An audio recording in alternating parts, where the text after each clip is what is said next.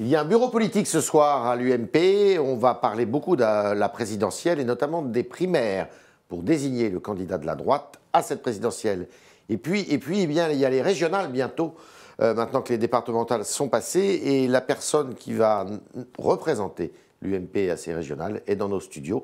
Madame Valérie Pécresse, députée des Yvelines.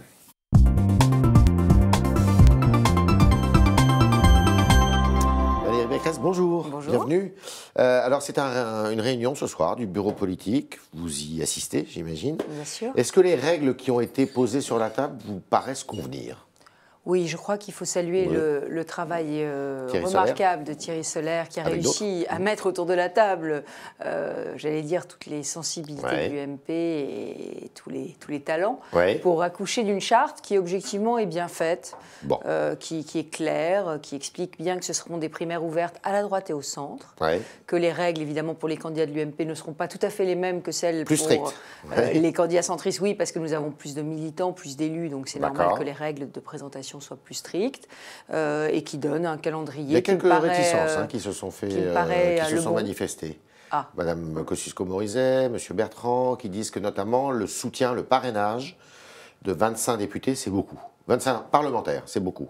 La question, c'est savoir combien de candidats on veut à cette primaire et le risque qu'on a à abaisser trop le nombre des soutiens, c'est d'avoir une primaire à 12 candidats. C'est possible ça, ou 10 candidats. Si on baisse trop le nombre de parrains, qu'est-ce qui empêche ? L'idéal, ça serait quoi ? Moi, je crois que les socialistes ont donné un beau visage à la primaire qu'ils avaient faite en 2011, avec 4 ou 5 candidats. À 4 ou 5 candidats, je pense qu'on... Plus un centriste, alors ? À 4 ou 5 candidats, y compris un centriste. Y compris un centriste. À 5 candidats, mettons 5 candidats. 6 candidats, déjà, ça commence à devenir difficile. Je pense qu'à 5 candidats, on arrive à représenter, j'allais dire, toutes les familles de la droite, toutes les sensibilités. C'est ça qui est important dans une primaire, c'est que chacun se sente représenté. Si le président de l'UMP se présente à cette primaire, doit-il démissionner? C'est un débat qui naît, ça. Alors ça, c'est prévu par les statuts. Moi, je pense qu'évidemment, il doit démissionner suffisamment longtemps avant pour que la primaire se déroule de manière... Si ça a lieu au mois de novembre, par exemple, comme ça semble être le cas. Écoutez, moi, il me semble que démissionner 6 mois avant, ça me paraît bien. On va en juin, ça me paraît bien. Avant l'été. Si on décide septembre, ce sera parfait. Moi, ce que je souhaite, c'est que ne se reproduise pas ce que nous avons vécu pendant l'élection de la présidence Copé-Fillon, c'est-à-dire un mélange des genres où finalement le président du parti est quand même le leader du parti. Donc s'il est aussi candidat, il n'est pas un candidat comme les autres. Nicolas Dupont-Aignan, il aurait sa place dans cette primaire? Il faut signer une charte qui dit qu'on adhère aux valeurs de la droite et du centre. Je ne suis pas sûre que Nicolas Dupont-Aignan adhère aux valeurs de la droite et du centre. C'est à lui de le dire. Alors, il vous répond, pas à vous, mais il répond à l'UMP, c'est un travestissement de la Ve République, un moyen d'amuser les galeries, de choisir un acteur d'un film dont le scénario est déjà écrit. Vous voyez que j'avais anticipé sa réponse. C'est complètement faux ce qu'il dit. C'est pas du tout un scénario déjà écrit. On l'a vu d'ailleurs au Parti socialiste. Je pense que les choses sont extrêmement ouvertes. Bien évidemment, Nicolas Sarkozy est le président du parti et il sera renforcé par d'éventuelles victoires futures. Valérie Pécresse soutiendra-t-elle Nicolas Sarkozy, François Fillon ? François Fillon, puisque vous avez soutenu François Fillon jusqu'ici. Écoutez, aujourd'hui, ça n'est vraiment pas le moment de la primaire. Moi, mon rôle, vous l'avez bien compris, c'est d'abord d'essayer de gagner l'Île-de-France. On va en parler tout de suite. Oui, mais c'est important de dire que mon rôle aujourd'hui, c'est celui de rassemblement.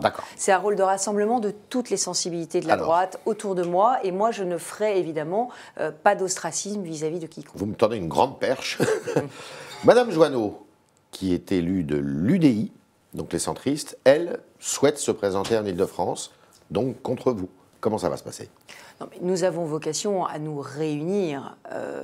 La droite et le centre devront être réunis au plus tard pour le deuxième tour.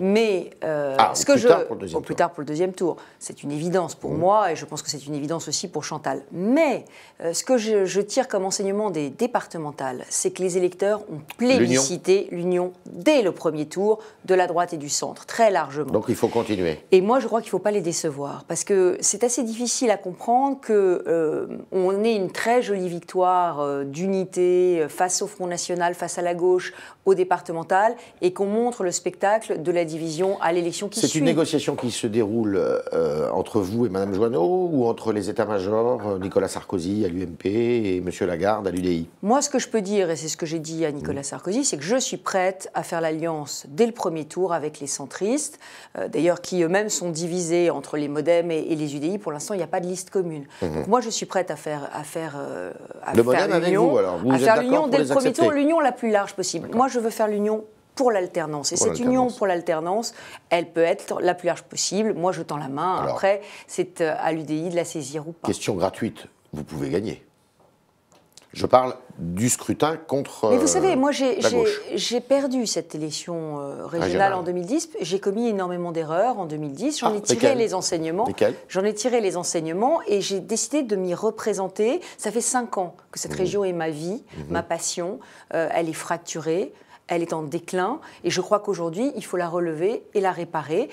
On n'aura pas 36 chances de rattraper Londres, de rattraper Berlin ou de rattraper les grandes métropoles du monde. Aujourd'hui, Paris, on quitte l'Île-de-France, les jeunes s'en vont, les retraités s'en vont, les familles s'en vont parce qu'il fait meilleur vivre. Pas Paris. Paris, semblerait que l'attractivité économique de Paris se renaisse un peu. Non, alors l'attractivité économique de Paris renaît après 3 ans de déclin, donc comme c'est en pourcentage, il faut se méfier des chiffres. Elle renaît pourquoi? Parce qu'on se fait racheter nos entreprises. D'accord. Et ça n'est pas de l'attractivité. Ce n'est pas des investissements qui créent de l'emploi. C'est de l'investissement pour prendre la richesse française et l'emmener ailleurs. Et ça, vous le dites à Chantal Joanneau pour qu'elle vous rallie?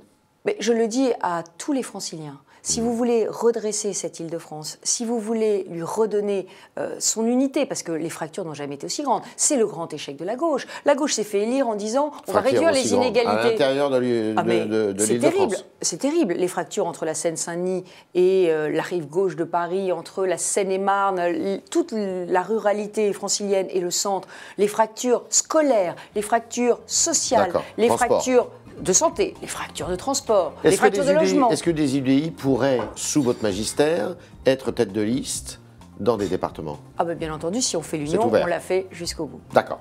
Alors, petite question qui est importante. Vous êtes très attaché aux chrétiens d'Orient, enfin comme beaucoup, mais vous militez, vous êtes. Je suis la patronne du groupe d'études pour les chrétiens d'Orient que j'ai créé à l'Assemblée nationale. Alors, ce pataquès à l'intérieur de la RATP, j'imagine que vous l'avez dénoncé. Je l'ai dénoncé très vigoureusement. J'ai saisi le président Mongin dès le début. Mais moi, il y est pour quelque chose, Mongin ou... Il était au courant et il était au courant. Ah bah oui, il était au courant. C'est une décision qui s'est imposée à lui, mais néanmoins, il était au courant puisque je l'ai eu au téléphone. Mais c'est pas le président Mongin que je veux mettre en cause. C'est les autorités de tutelle de la RATP. Moi, j'ai eu honte de ce qui s'est passé. J'ai eu honte de ce qui s'est passé. J'avais saisi Ségolène Royal, j'avais saisi Jean-Paul Huchon. Jean-Paul Huchon en fin de semaine dernière, mercredi dernier. J'avais saisi Jean-Paul Huchon, président du syndicat des transports d'Île-de-France. Voilà, exactement. Et donc, autorité régulatrice des transports. Qu'est-ce qui s'est passé ? Il y a eu une erreur absolument majeure de la RATP. Et j'avais honte qu'on place Daesh et les chrétiens d'Orient sur le même plan. Parce que, quelle a été la réponse de la RATP ? On ne prend pas parti dans un conflit. Eh bien, j'ai honte et de la décision de la RATP, mais aussi du silence très coupable de ces autorités de tutelle et du président de région. C'était le talk Le Figaro de Valérie Pécresse, candidate pour l'UMP et peut-être plus d'ailleurs, à l'élection, aux élections régionales de la fin de l'année. Valérie Pécresse qui veut et qui joue l'union comme au départemental, puisque ça a été bénéfique, et qui s'accommode très bien des règles qui ont été posées pour la primaire en vue de la désignation du candidat à la présidentielle de 2017. Merci Valérie Pécresse.